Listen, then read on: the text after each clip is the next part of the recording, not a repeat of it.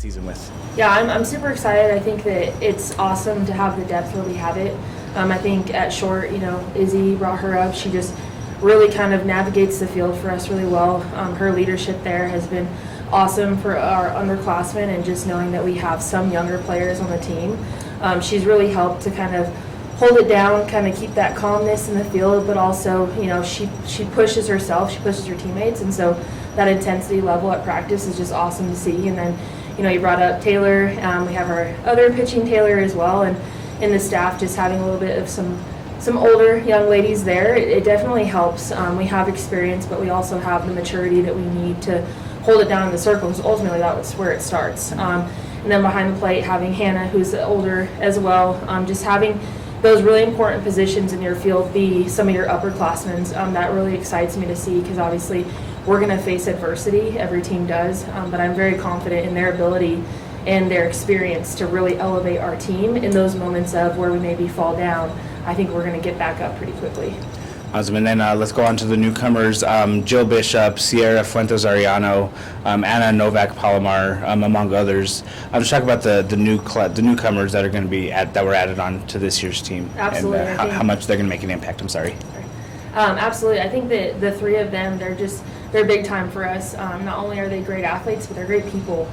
So it's been really awesome to see, Sierra kind of hold down the front and center field for us. And that's, again, another important position. I think having somebody that is a transfer that has experience. She played at a competitive junior college. She comes in with a lot of playing time. And so it's been really awesome to see her from the fall to now just grow enormously, and I'm excited to see her in game of just being able to hold down kind of an important spot in center field. And then in Anna's awesome. She just brings joy to everyone. She just is someone that's always happy. The girls and I always say that she's always smiling.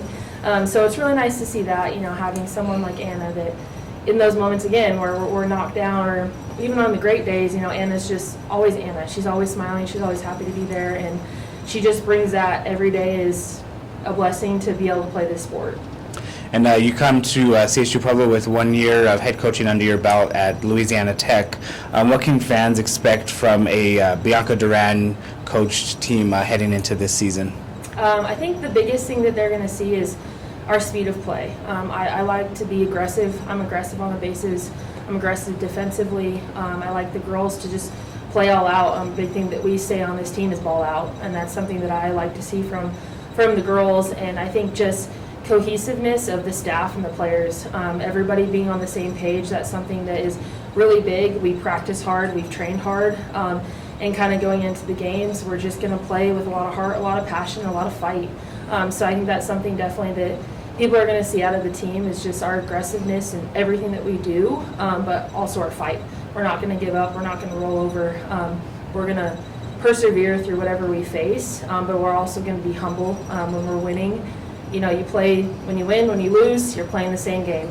So I think that's going to be something really big that the fans are going to enjoy seeing, is just our heart, our passion, our fight, and everything that we do, but also our execution and getting outs and advancing runners and doing all those things. I think that they're really going to like to see that we're going to produce in every way possible. Entering this opening weekend at Western New Mexico, it's going to be the first and only non-conference games before the gauntlet that is the RMAC schedule that the ThunderWolves are going to embark on in 2 weeks. Just what's it going to take for the ThunderWolves, to start off on the right foot this weekend, leading into conference play?